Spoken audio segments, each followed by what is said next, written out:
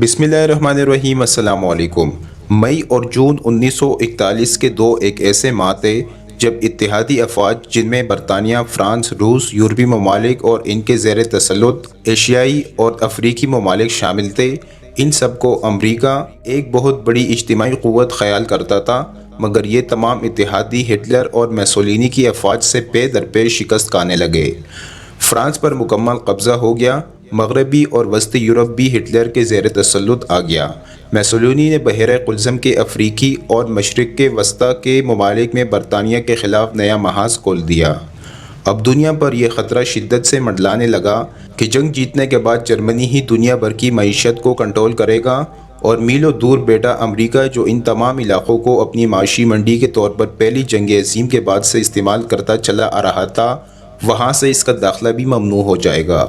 امریکہ یوں تو اس جنگ میں اتحادیوں کو اسلحہ فروخت کر رہا تھا، لیکن ابھی تک کھل کر سامنے نہیں آیا تھا۔ 1940 میں روز ویلٹ نے تیسری دفعہ امریکہ کی صدارت کے الیکشن میں حصہ لیا تو اس نے امریکی عوام سے امریکہ کو جنگ سے دور رکھنے کا وعدہ کیا۔ وجہ یہ تھی کہ امریکی ڈیموکریٹک پارٹی نے عوام کو جنگ اور خونریزی سے علیحدگی کی ایک کامیاب مہم چلا رکھی تھی اور رائے عامہ جنگ کے خلاف ہموار تھی۔ امریکی عوام عمومی طور پر ریپبلکن والوں کو جنگی جنونی تصور کرتے تھے۔ یہی وجہ ہے کہ روز ویلٹ نے جیتنے کے بعد برطانوی اور امریکی آرمی چیف کی خفیہ طور پر ملاقات کروائی اور امریکہ نے خفیہ طور پر اپنی افواج آئس لینڈ میں بھیجی تاکہ برطانوی افواج کا بوجھ ہلکا ہو اور وہاں سے نکل کر ہٹلر کا مقابلہ کر سکے۔ یورپ میں ہٹلر آگے بڑھ رہا تھا اور مشرق میں جاپان کی افواج انڈونیشیا اور ملیشیا سمیت برطانوی اور ولندیزی کالونیوں میں داخل ہو گئے۔ اس کے بعد امریکہ نے جاپان کے اثاثے منجمد کیے، لیکن پھر بھی براہ راست جنگ میں نہ کودا کیونکہ امریکی رائے عامہ اس کی حمایت میں نہ تھی۔ لیکن CIA اور پینٹاگون نے جنگ میں کودنے کے لیے ایک خوفناک منصوبہ بنایا جس کی تفصیلات اب منظر عام پر آ چکی ہے کہ کس طرح امریکی حکام نے اپنی دور دراز بندرگاہ پرل ہاربر پر اپنے چند جنگی جہاز کھڑے کیے جس کے سامنے جاپان کے ساحل پر ان کا ایئر فورس بیس تھا۔ جہازوں کے انچارج چیختے رہے کہ ایسا لگتا ہے کہ آپ ہمیں اس بکرے کی طرح درخت سے باندھ رہے ہیں جس کے دھوکے میں شکاری شیر کا شکار کرتا ہے، اور یوں 7 دسمبر 1941 کی صبح جاپان کے طیاروں نے پرل ہاربر پر امریکی جہازوں کو اکیلے پا کر حملہ کر دیا۔ صدر روز ویلٹ نے فوراً قوم سے خطاب کیا اور اسے امریکی سرزمین پر حملہ تصور کرتے ہوئے جنگ میں کودنے کا اعلان کر دیا، بالکل ویسے ہی جیسے لاتعداد ماہرین کے نزدیک 11 ستمبر 2001 کو ورلڈ ٹریڈ سینٹر کا ڈرامہ رچا کر دہشت گردی کی جنگ کا اعلان کیا گیا۔ دوستو، امریکہ اس جنگ میں کیوں کودنا چاہتا تھا؟ کس لیے پرل ہاربر پر حملے کا ڈرامہ رچایا گیا؟ ایک بنیادی خوف تو وہی تھا کہ اگر جرمنی نے یورپی قوتوں کو شکست دے دی تو پھر نہ صرف یورپ بلکہ اس کے زیر تسلط ہندوستان، آسٹریلیا، نیوزی لینڈ، افریقہ کے ممالک اور مشرق وسطیٰ سمیت تمام منڈیاں اس کے قبضے میں چلی جائیں گی۔ لیکن دوسری وجہ خوف نہیں بلکہ وہ لالچ اور ہرس تھا جس کی وجہ سے امریکہ ہمیشہ ہر جنگ کا حصہ بنتا ہے۔ اگر دسمبر 1941 میں پرل ہاربر کا واقعہ نہ ہوتا اور جنگ کچھ ماہ بعد جرمنی اور جاپان کے حق میں ختم ہو جاتی، اس جنگ کے دوران امریکہ کی اسلحہ سازی کی صنعت کار جو دن رات کمائی کر رہی تھی وہ فوراً ٹپ ہو کر رہ جاتی۔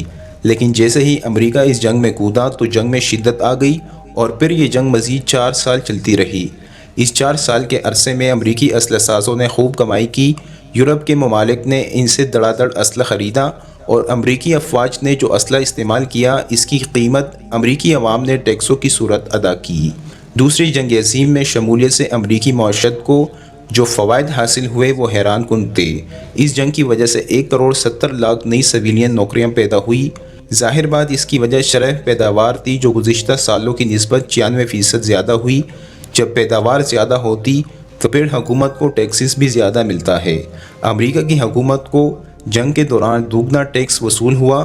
جنگ براہ راست ہو تو تمام مصنوعات وغیرہ کا 1/3 حصہ اس کی نظر ہوتا ہے، جیسے خوراک، کپڑے، ادویات وغیرہ۔ لیکن جنگ کی وجہ سے لوگوں کی آمدن میں جو اضافہ ہوتا ہے تو پھر لوگ مزید اشیاء خریدنے اور زیادہ پیسہ خرچ کرنے لگتے ہیں۔ امریکہ دنیا کا واحد ملک تھا جس کی اس جنگ عظیم دوئم کے دوران اشیاء صرف کی کھپت باقی دنیا کے مقابلے میں بڑھی۔ چونکہ اسلحہ سازی کی صنعت کی ڈیمانڈ بہت بڑھ گئی تھی، اس لیے کارخانوں کو 2 سے 3 شفٹوں میں کام کرنا پڑا۔ ماہر کاریگر تو کم تھے، اس لیے موجودہ ہی کو اوور ٹائم پر رکھا جاتا رہا، جس کے نتیجے میں 1940 میں ایک مزدور کی جو اوسط کمائی تھی وہ جنگ کی وجہ سے بڑھ کر 1.5 سے 2 گنا زیادہ ہو گئی۔ اسی جنگ کی وجہ سے نئی نئی ٹیکنالوجی متعارف ہوئی، یہاں تک کہ امریکہ نے 16 جولائی 1945 کو پہلا ایٹمی تجربہ کر کے دنیا کو ایٹمی جنگ میں جھونکا۔ وہاں ایک انتہائی مہنگی ٹیکنالوجی کی دوڑ شروع ہو گئی، جس میں کئی ملکوں کے اربوں ڈالر جھونکے جانے لگے۔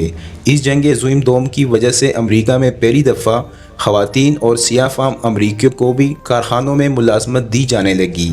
اس سے پہلے وہ صرف کھیتوں، گھروں، ہوٹلوں وغیرہ پر نوکریاں کرتے تھے۔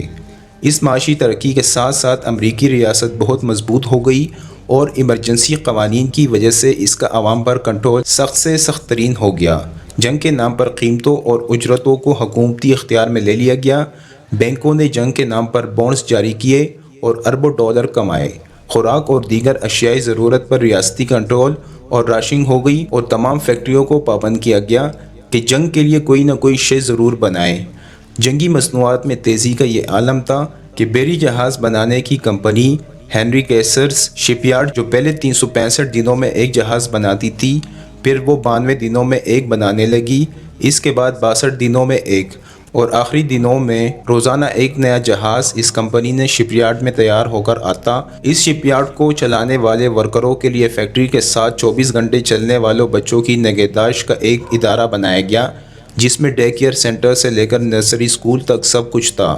کارکن اپنے بچوں کو لے کر آتے، ڈیوٹی کے دوران بچے وہاں رہتے، وہ لوگ اسلحہ سازی کرتے رہتے۔ کام اس قدر بڑھا اور ضرورت اس قدر زیادہ ہوئی کہ ایک زمانہ تھا جب 1941 میں گاڑیاں بنانے والی فیکٹریوں کے مزدوروں نے اس بات پر ہڑتال کیا، مشہور عام کیلسی ہیس کی عورتوں کو بھرتی نہ کیا جائے کیونکہ اس سے بے روزگاری بڑھے گی، لیکن جیسے ہی امریکہ جنگ میں کودا، ہڑتال تو دور کی بات ہے، عورتوں کے غول مزدوروں کی صورت بھرتی کیے جانے لگ گئے اور کسی کو کوئی اعتراض بھی باقی نہ رہا۔ یہ ایک لمبی تفصیل ہے جس کا آخری نقطہ یہ ہے کہ امریکی حکومت نے دوسری جنگ عظیم میں 135 ارب ڈالر کمائے، جبکہ عام آدمی اور فیکٹریوں کا منافع اس سے الگ ہے۔ اس تناظر میں آپ افغانستان اور عراق کی جنگ اور اب یوکرین کی جنگ دیکھیں تو حیرت سے آپ کی آنکھیں پٹی کی پٹی رہ جائے۔